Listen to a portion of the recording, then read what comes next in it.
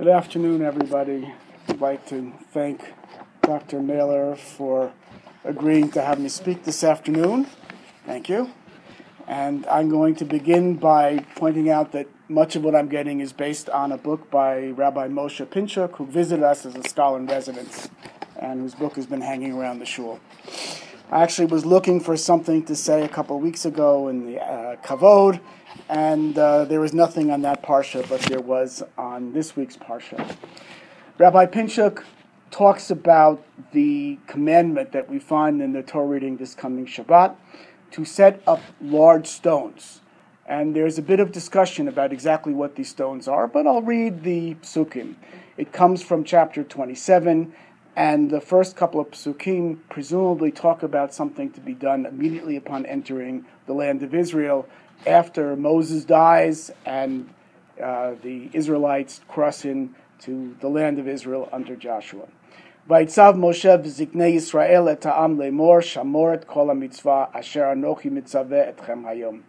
Moses and the elders of Israel commanded the people, saying, observe all the commandment which I am commanding you this day. V'haya bayom asher ta'avru et ha'yarden, and it shall come to pass on the day on which you cross the Jordan, el ha'aretz asher Hashem Elokecha noten lach, the land to the land which the Lord your God gives you. V'akimota lecha avanim gdolot, you shall raise up for yourselves large stones, v'sadta autam b'sid, and plaster them with plaster. V'chatavta aleihen et kol divrei torah hazot, and you shall write upon them all the words of this Torah, and goes on so that you should remember that you have this Torah as you're going into the land. Verses 4 through 8 continue with what some people consider to be a second command, and some people consider it to be a continuation of the first command. V'haya ba'avrechem et ha'yarden takimu et ha'avanim ha'ele asher anochi mitzaveh etchem hayom behar eval v'sadta otam b'sid. And it shall come to pass when you cross the Jordan, you'll raise up these stones, which I am commanding you this day, at Har Eval, and you will cover them with plaster. Uvanita sham mizbeach l'Hashem Elokecha, and it goes on. V'zavachta shlamim, and it goes on and says v'chatavta al avanim et kol divrei haTorah hazot ba'er hetev. So you'll build a mizbeach, you'll build an altar, and you'll have sacrifices, and you'll eat heartily of the shlamim, and you'll be happy and joyous before the Lord your God, and then you will write on the stones all the words of this Torah, ba'er hetev.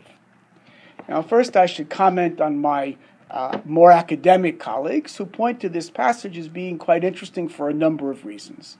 First of all, it harkens back to something that we said in Re'eh, that you have the blessing and the curse, and it begins to introduce the idea of the blessing and curse, which was neglected during the very long second discourse of Moshe.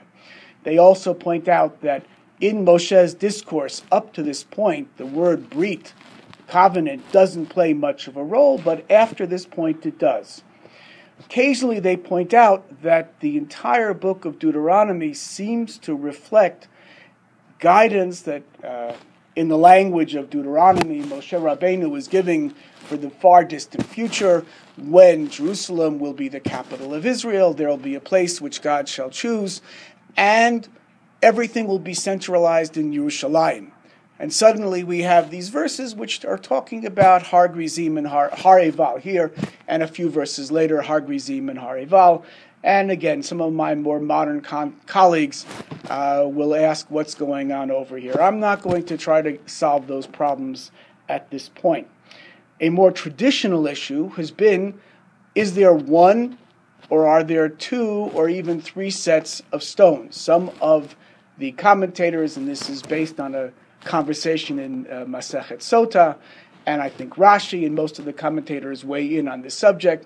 Some of the commentaries believe that there was one set of stone, and very often you'll get the idea that there were stones which Moses selected, and they had stones which they set up when they just crossed the Jordan, and then they brought them to Har Eval, and they set them up, and they brought them back to Gilgal, and they set them up there. and it seems very complicated. Ramban talks about the miracle of writing the entire Torah on stones and how big it might have been, because there's an idea that Be'er Hetev means 70 languages. But the miracle of bringing them from across the Jordan to Gilgal, to Eval, and back to Gilgal is also quite a miracle. In those days, they didn't have rapid trains. It would have been quite a large trek. I did find one solution. Again, Moshe Pinchuk doesn't talk about this. It's not really his point.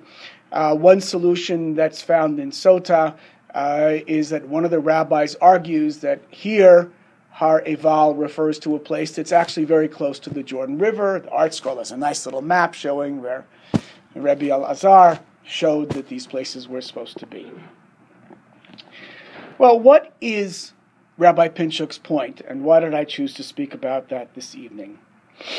Rabbi Pinchuk likes the idea that these are two separate stones, and the first one is specifically at the time when they crossed the Jordan, doesn't say where, and the second one, sometime after they crossed the Jordan, and it says exactly where. He associates this with two passages in the book of Yoshua, in Joshua 4 and Joshua 8, which are exactly in line with these allowances. And then he says the first one has to be the exact Torah, v'chatavta alehen et kol divrei haTorah hazot. And the second one emphasizes Ba'er Hetev. He brings some of the ideas that were brought down by the traditional interpreters. One idea, as I mentioned, is the 70 languages. Another idea, which presumably comes from Saadia Gaon and other Gaonic leaders, has to do with a list of all the commandments. He talks at great length about an idea of Mishneh Torah, quotes Rabbi Soloveitchik, which, if I perhaps am misunderstanding the Grid, as he calls him, the Grid Soloveitchik,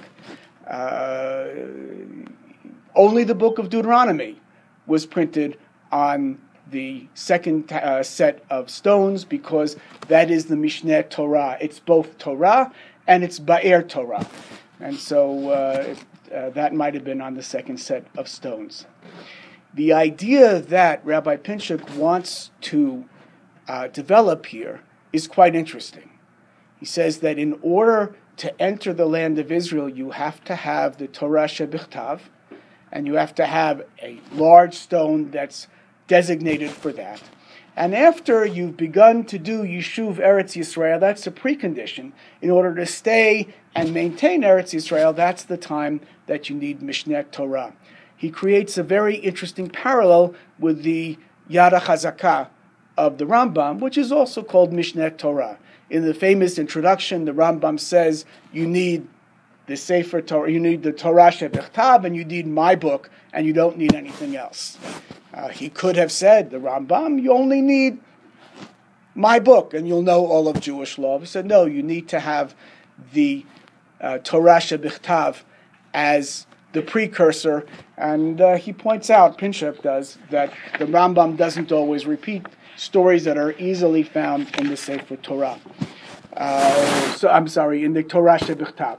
His example is Hanukkah has a description because that's not part of the Torah shebichtav, but Purim doesn't have the same kind of description because anybody can open up the Torah shebichtav and find it. The final point that he makes on this subject has to do with making the study of Torah a lived experience. And he points out that Rabbi Yoshua ben Gamla did this when he erected a system of schools in which not only people who had fathers who would teach them Torah when they were adults, but everybody would have an access to the Torah. The idea of the lived experience of Torah and the grandiose stones that everybody could see, and the idea that this was supposed to be something for Klal Yisrael, for all of Israel, struck me as a very interesting idea on my father's Yahrtzeit. My dad liked grandiose projects. He built floats for the Israel Day Parade. Some of the people in New York know how important that at least was at some point when we were much younger than we are today.